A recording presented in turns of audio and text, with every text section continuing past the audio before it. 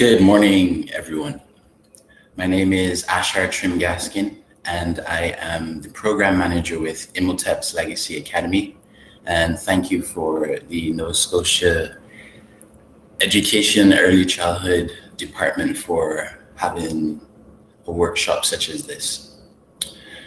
Today, I'll be speaking about representation through STEM, and I'll be speaking about that through the lens of Imhotep's Legacy Academy and how we do our programming. And I'll essentially be telling the story of how Imhotep's legacy was started and how we continue to support our African Nova Scotian communities here in Nova Scotia, Canada. The why. So why Imhotep's legacy was started. Firstly, Dr. Kevin Hewitt, when he was doing his postgraduate degree in Vancouver, BC, he recognized that there wasn't persons that looked like himself that he could refer to for advice. So he saw this as a problem, as an issue, and he recognized that. And having come to Nova Scotia, he recognized the same issue. He, as well as Professor Barb Hamilton Hinch and Mr. Wayne Hamilton, recognized that in the education sector, there's a lack of persons of African descent. So they created a after-school program, and this was run on Saturdays. So they recognized there was a lack of culturally appropriate teaching, and there was a mistrust in the education system. This was recognized by Professor Barb Hamilton Hinch and Mr. Wayne Hamilton.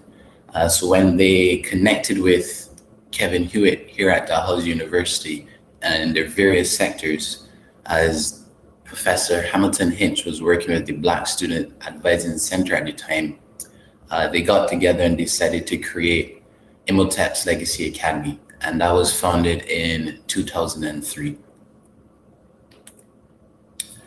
So a little bit of how it started.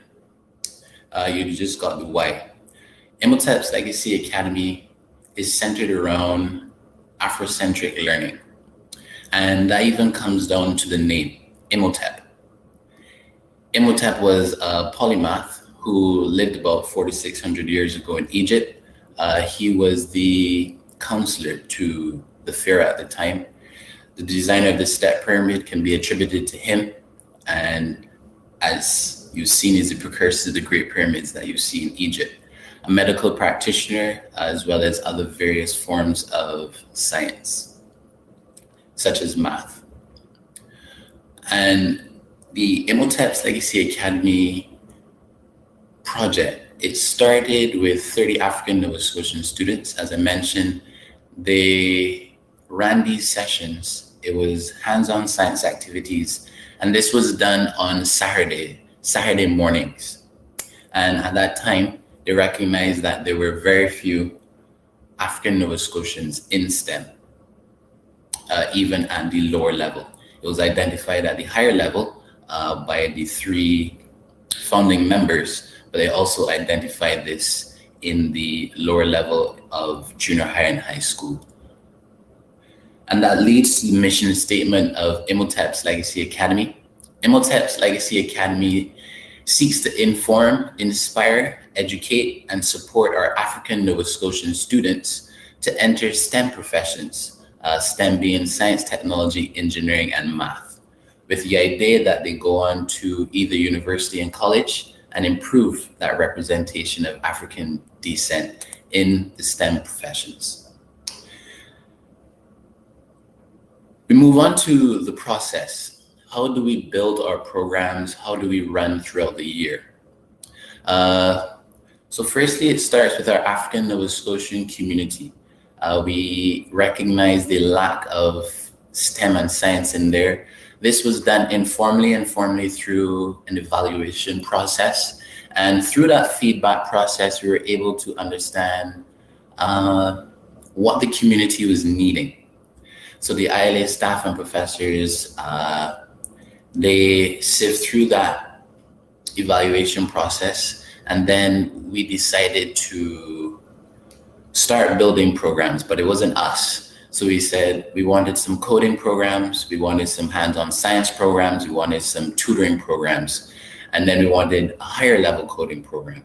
And then we reached out to our university students, and then they actually created those ILA programs. And then we have that continuous loop of the African Nova Scotian community interacting with those programs. We're finding out the feedback, what they like, what they don't like, and then we continue to create and improve the process of our program creation. So as I mentioned, we have our professors and professionals. We have about 10 of them that assist in our yearly programming needs.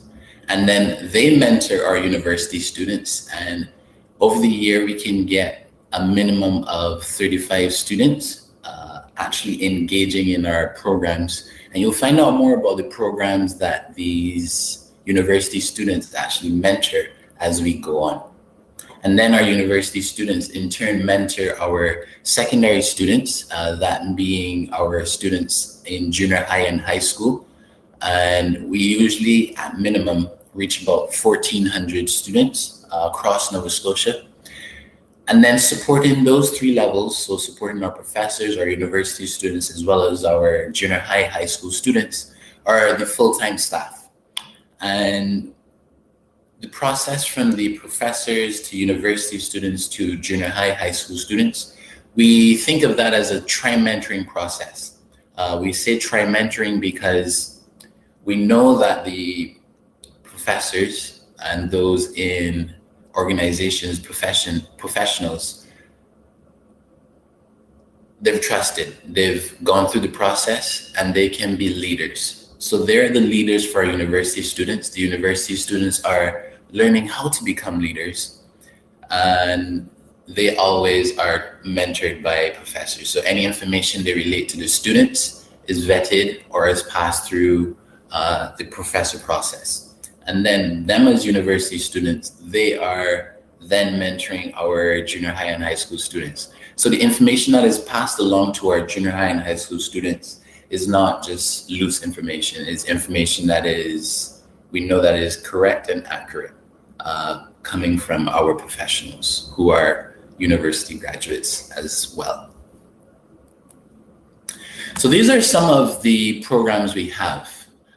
So for kindergarten to 5, we usually have science magic shows, summer rockets. I actually just came from one of our summer rocket in Antigonish. So that was fun. We'll be traveling to Digby next week, God spare life, to continue the rockets. This year we aren't doing drones, but usually do rockets and drones. STEM reading, which came about in the process of COVID. We did that last year, and STEM tutoring also coming about last year as well. 6 to 9, we have our after school program. So this is our core program now, our after school program. This is our hands-on science activities, because we recognize that students at grade 6 to 9, if you want to pique their interest in STEM, that's the age or earlier to begin that process. And in school, they don't get the advantage to actually do science regularly. So we take advantage of that, and we allow them to do science with us and with our university mentors. Our next core program, that's for grade 6 to 9, is our first Lego League program. This is the lower level coding program, where it's partnered with the organization in America called FIRST. It's usually mission-based, and the students build their robots, and then they code it, and the robot moves autonomously to fulfill missions. And these missions, there are different levels of competition. We have a regional competition where it's at Acadia. If they do well, then they move on to the national competition. And then, let me start over. It's local, where it's just in Halifax. And then we move on to the regional, which is all of Nova Scotia. And then we go to national.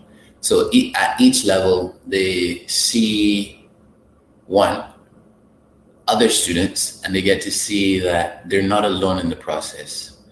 They're not the only students who are going and learning coding and learning such high level stuff, because I will admit it is pretty technical, but it is fun. And then we move on to our science quiz tournament. This is in partnership with Science Odyssey and NSERT. And we've run that for 3 years, and every year it's been bigger and better. This year we will be hosting it again in September, and we do look forward to students again coming and enjoying that program. We have our ILA coding. So formally, our ILA coding is also our core program, but it's catered to our grade 10 to 12. But we've found that we've had interest for this ILA coding for students younger. And we don't restrict persons from entering our program.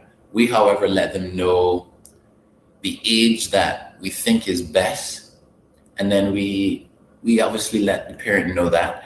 And if the student is struggling, then we obviously comfort them and let them know, hey, this is above you, or not the level that you're not at yet, but don't give up. And we continue to encourage them. And we've found very great success, even for persons who are younger than the grade 10 to 12, still doing very well in that program. And then weekly, we have our science trivia.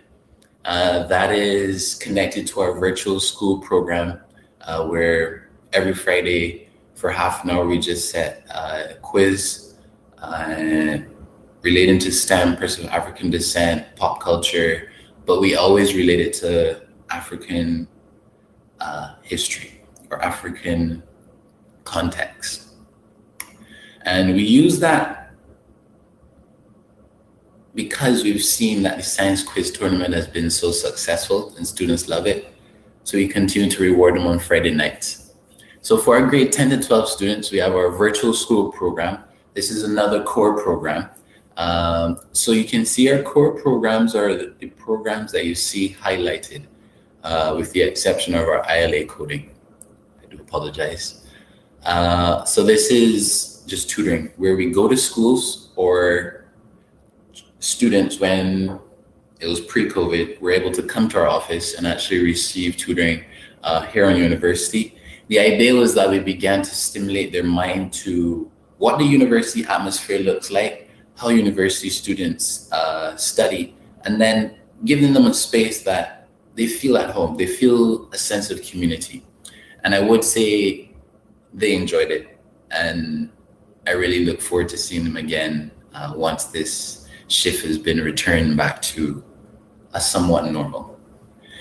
The ILA coding, as I mentioned earlier, science trivia, also mentioned earlier, in science quiz tournament, also available to our grade 10 to 12 students.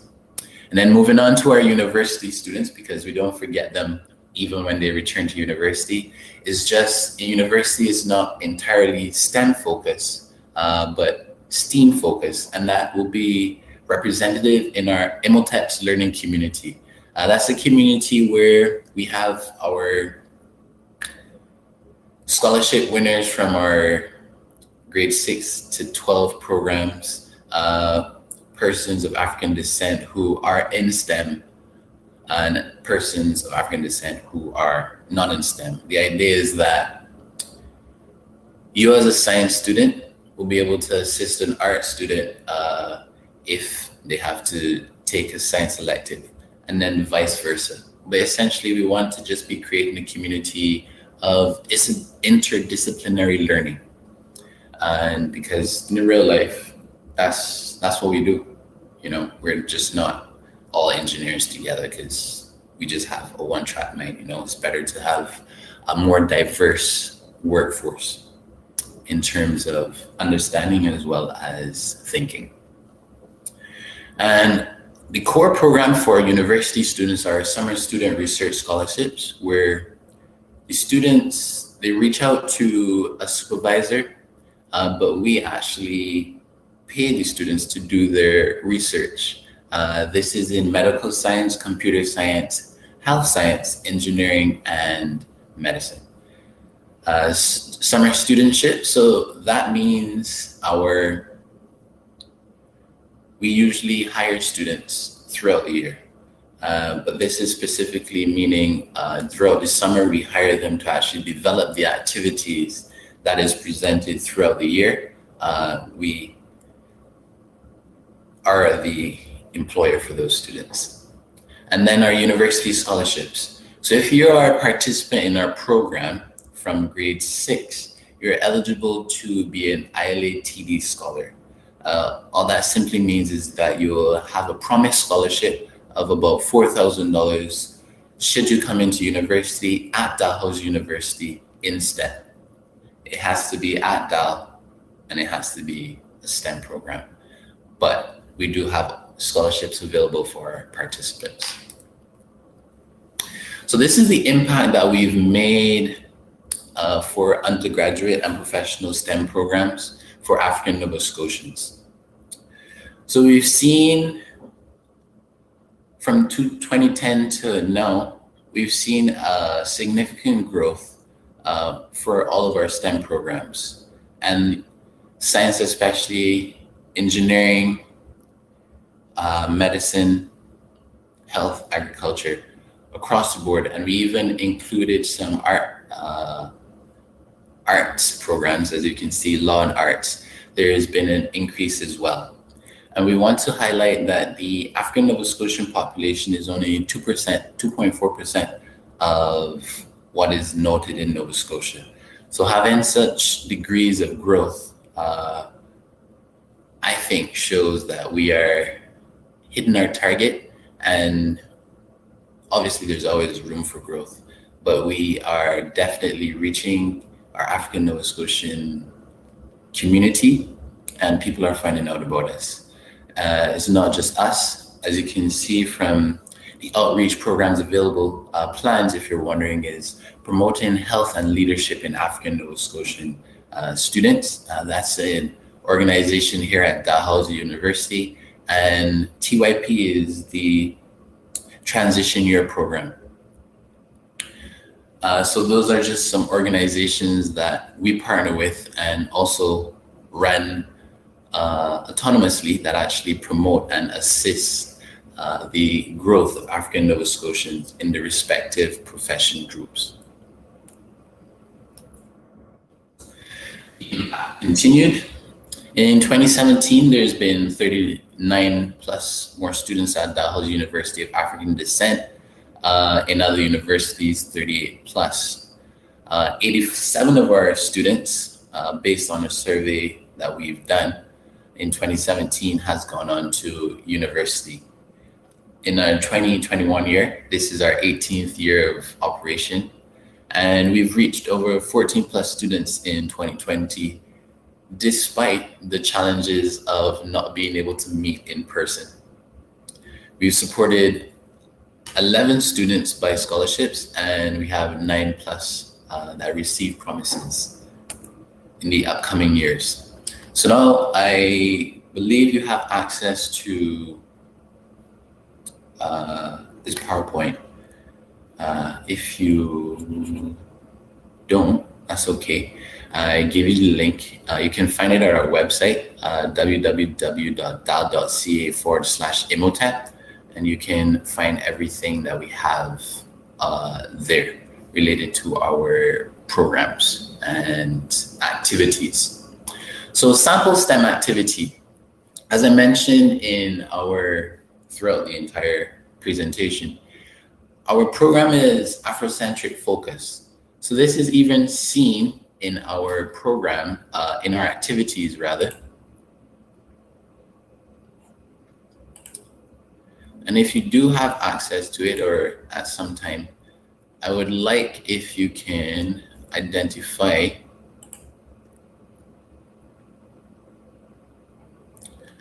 the differences.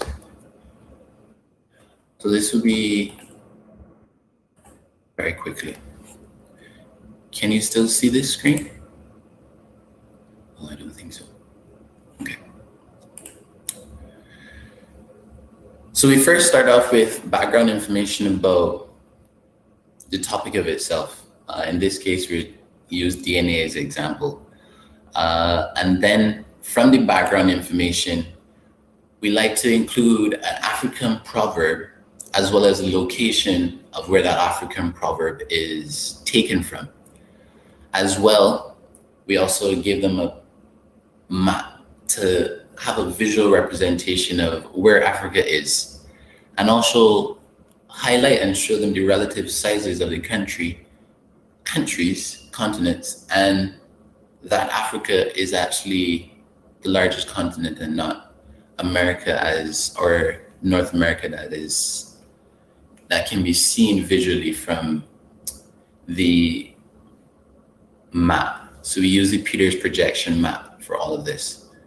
And then we also highlight persons of African descent who have done work similar in the activity that they've done. So if you're doing an engineering activity with bridges, we look for persons of African descent who've done work on bridges. For DNA, we find persons of African descent who also do work in DNA.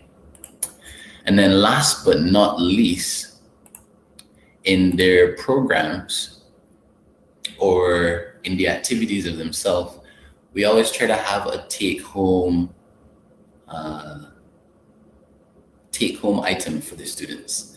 Why we like to have a take-home item? Because it gets them talking about what they did. It gets them